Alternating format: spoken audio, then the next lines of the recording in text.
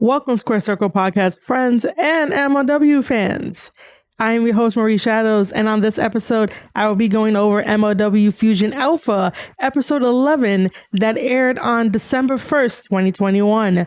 Again, I'm getting caught up with everything. It's the end of the year. I want to finish it out with a huge bang of reviews, and to also let you know that you guys are amazing throughout the whole entire year for listening to these episodes. And wherever you're listening to around the world, thank you, and I appreciate you wholeheartedly. This MLW episode saw the finals of the Opera Cup, and we'll get to that in a second. Some really cool matchups and some really cool promos. So, without any further ado, let's jump right into MLW Fusion Alpha, episode 11. MLW starts off with KC Navarro versus Warhorse. If you guys listened to the previous review, I did say that after their confrontation in the back in that promo, we will get them wrestling on a future MLW episode, and this happens to be that episode. I am so impressed with KC Navarro. KC has a lot of speed, agility, and some power going for him, and definitely the sky's the limit with him. He is facing Warhorse. Warhorse is our metalhead of professional wrestling. And both of these guys do have a really nice chemistry inside the ring. And this is what happens. There was a lot of quick offense in this match that starts it all off. We get a top rope missile drop kick from KC Navarro to Warhorse, and that sends Warhorse to the outside. KC Navarro is super quick, and he does a dive to Warhorse that's on the outside. When they get back into the ring, Warhorse is now taking advantage as he does a headbutt to KC Navarro and then a power slam to Navarro. Warhorse is showboating a little bit, and that allows KC to crawl over to the turnbuckles, and here comes Warhorse giving some stomps to KC. Warhorse then decides to pull KC into the middle of the ring and then does the Blackfoot Death Lock submission to KC. KC manages to get to the ropes and cause a rope break. There is a flying elbow and then a drop kick, a splash, followed by a tornado DDT, all to Warhorse. This is the speed that I was talking about with KC. On momentum alone, Warhorse gets back up and KC comes in with a super kick to Warhorse. Warhorse rebounds off of the ropes and does a clothesline to KC. Warhorse manages to cover KC, but KC kicks out at 2. Then there is a knee to KC, which stuns KC, and Warhorse goes for another attack. KC ducks that attack, so it is missed. And then KC does a sunset bomb to Warhorse, followed by a running slice spread that KC calls Jesus Peaks to Warhorse. KC goes for the cover over Warhorse and gets the 1-2-3 and picks up the victory in this opening match. After the opening of the match, we get a featherweight women's match. It is a tag team match. We have the team of Top Dogs, Devani and Skylar, taking on the Sea Stars, Ashley Vox and Dummy XO. Ashley Vox and Dummy XO have made a impression, a footprint within the MLW featherweight division, along with Holly Dead, Willow Nightingale, and other women that are coming through the opening door, or I should say the forbidden door of MLW. They definitely put on one hell of a match. And this tag match, I really did enjoy it. The only downside was that the commentators were focusing too much on story because Willow Nightingale was on commentary, and this has nothing to do with her being there on commentary. But I know that they wanted to have Willow out there to continue the story between her and Holly Dead, and to also scout the women who are going to be in MLW. However, I did not know anything about the Top Dogs, and it was distracting when the commentators weren't calling the action in the ring. I don't want MLW to end up like WWE back in the day, where they weren't really focusing on what was happening in the match. They just have to find a balance between doing story because Willow is there looking for her next opponent probably, or just looking how the division is forming, plus calling the action in the ring. Sea Stars take control of this match for a little bit until Top Dogs are in control. The tag team of Top Dogs, they are on the more power side of being a female professional wrestler. The Sea Stars, you have WXO, who can be considered power, and then you have Ashley Vox, who is the speed of Sea Stars. Skylar does a Pele kick to Delmy, followed by a German suplex from Giovanni to Delmy. There is a pin attempt on WXO, but she kicks out. Another drop kick to WXO, and then WXO slides into the ring post because of a unique offense that both Top Dogs are using. So Skylar's on the outside holding WXO very closely to the ring post, and in comes Devani to do a baseball slide drop kick to WXO to push her into the ring post. They now pull WXO into the middle of the ring, go for another cut. They now pull WXO to the middle of the ring, and Vox comes in to break up that pin attempt. Ain't no way they are losing on her watch at all. And so there is a drop kick by Vox to the Top Dogs, taking them out. And then we have the assisted powerbomb to Vox by the Top Dogs. It looked pretty cool. Devani started with a fireman's carry that she had Vox and sort of threw her into the arms of Skylar, and Skylar brought her down into a powerbomb position. However, Skylar goes for the cover over Vox. There is no win there. Ashley Vox kicks out. Then we get an offense from the Sea Stars. WXO comes in and does an exploder suplex. And then we have the tidal wave from Ashley Vox with help from WXO onto Skylar. And Ashley goes for the cover. 1, 2, 3. The Sea Stars pick up their victory over the Top Dogs.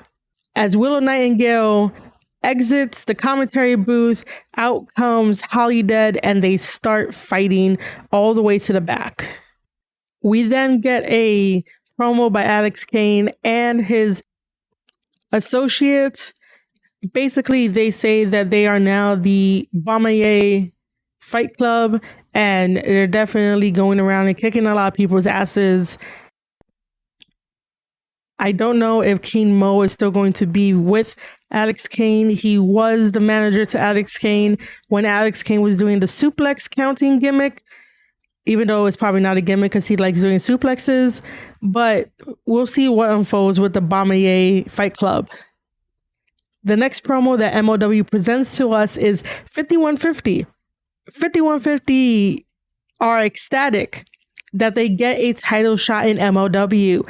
5150 skipped all of the backstage politics that wrestlers go through in order for them to get title shots, maybe some TV time. But 5150 has been explosive since day one when debuting at MLW. So it's only right for them to get a title shot because they have been feuding with Los Sparks for a while.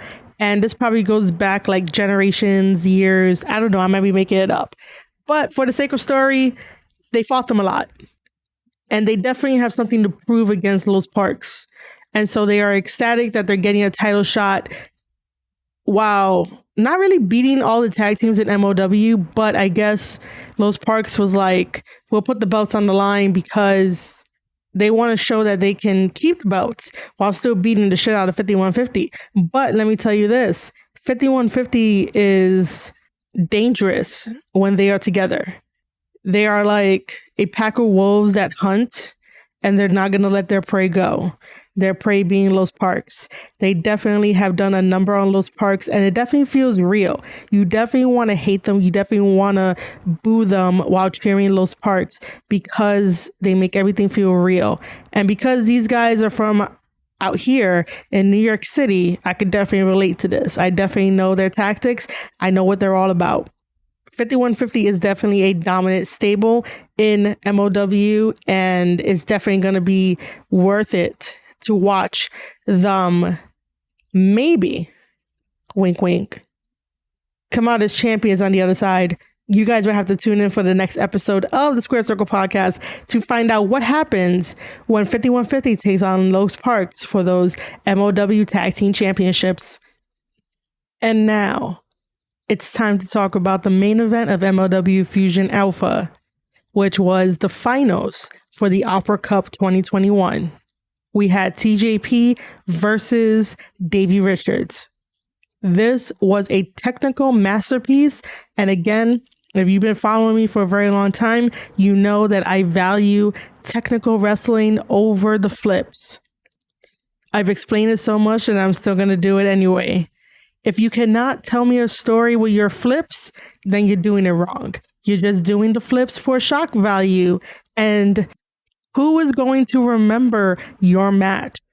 I understand that with matches, you're supposed to invoke a emotion from the fans. And I've witnessed matches where it does invoke emotion from me.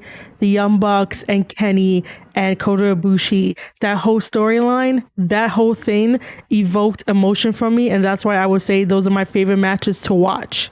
Because of the emotion, because I can remember the things that they did. They kept me on the edge of my seat. They pulled my heartstrings when they needed it to pull it. And so it was a very great aesthetic of everything that you want in a pro wrestling match. However, if you're just doing flips for the sake of doing flips, you're not going to invoke anything. No one is going to remember your match come a week. And then something else is going to top it. And then what are you going to do? You can't keep doing flips thinking you're going to have longevity in this business. If you do a combination of flipping plus technical skills, because when you go to these wrestling schools, they do teach you the foundation of professional wrestling. And then you're free to experiment with however style you want. But if you're able to find a balance between gymnastics and technical wrestling, along with selling, along with making it emotional, making it memorable, and making sure that there's a in-ring story along with the outside story, meaning your promos and everything, then you have your audience hooked. If you don't have your audience hooked, they're just going to give you a pat on the back that one day they get to meet you at the merch table, but they're not going to remember anything else.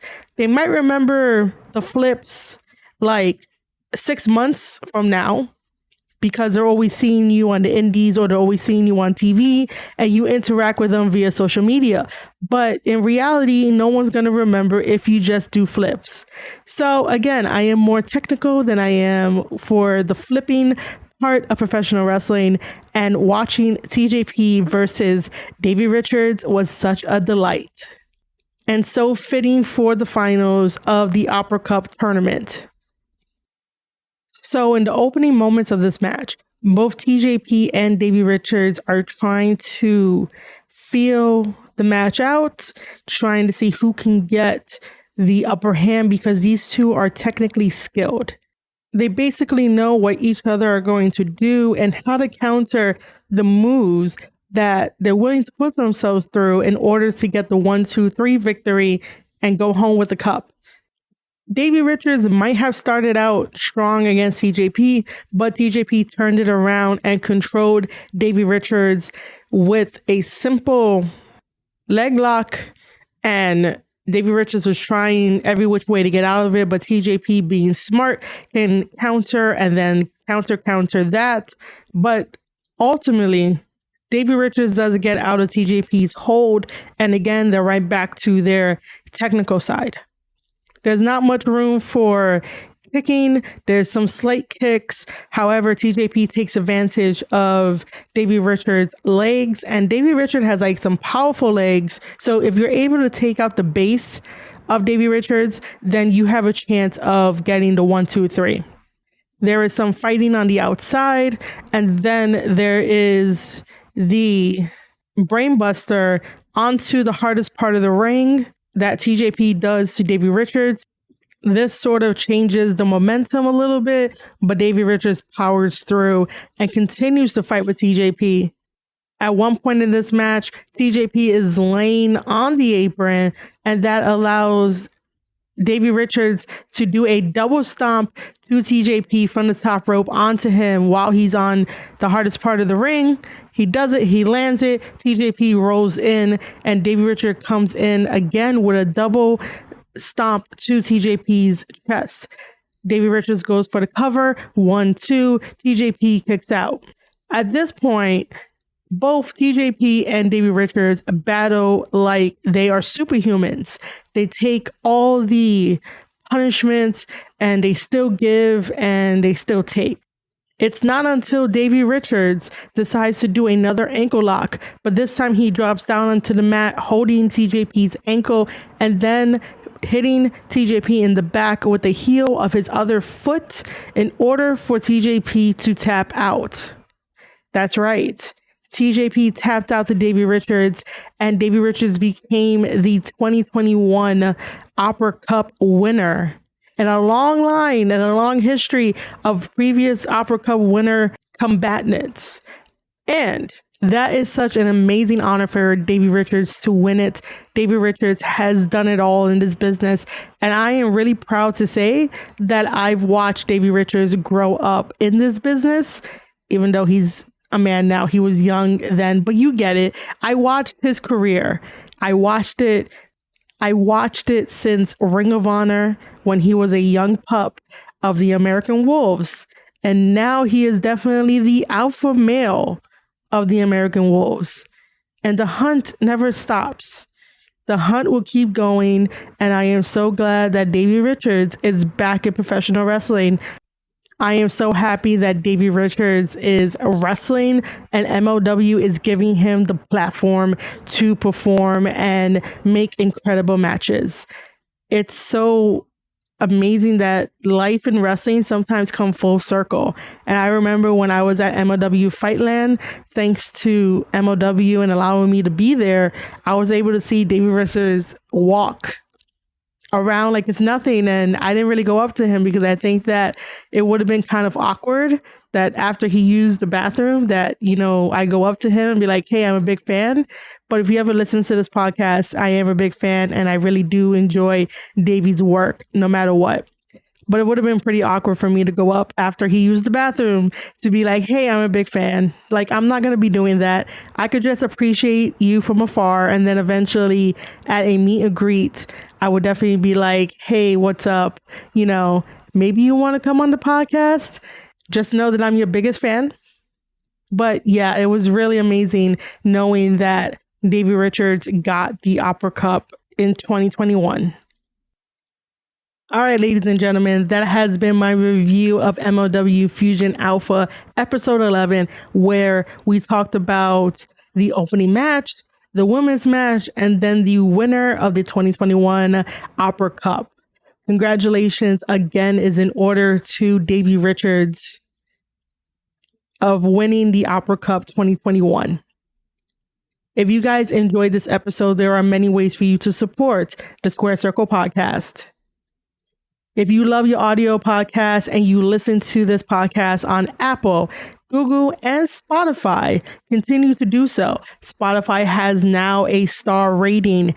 If you enjoy this, please leave a star rating. It will highly be appreciative, and I would definitely love it, and it helps out the channel. For more audio exclusives, head over to anchor.fm/Square Circle Podcast. If you want the video side of this podcast, head over to youtube.com/Square Circle Podcast. There you can hit that subscribe button, click that bell for all notifications, give me a thumbs up, leave a comment down on the video so that way I know you're there and I could gladly thank you and say welcome aboard. If you want to continue the wrestling conversation with me over on Twitter, make sure to @me @Marie_Shadows. And if you want to go to my profile, make sure to hit that subscribe button for the newsletter. And of course, I have one new venture. I made a Ko-fi page. ko-fi. This is like Patreon, but a little bit better. It helps me with all of my creative talents and all of my creative skills. So I want to give back to you guys that have been so supportive to me by allowing you to support me there. Please head over to www.ko-fi.com/Marie_shadows to see what membership tier or one-time payment is good for you to continue to help support the Square Circle podcast. From wherever you listen to around the world, thank you so much for your listens, for your views, for your shares, comments, and everything else. Thank you, thank you, thank you. All right, ladies and gentlemen, you have been listening to an episode of the Square Circle podcast. I am your host, Marie Shadows, and I'll see you guys on the next one.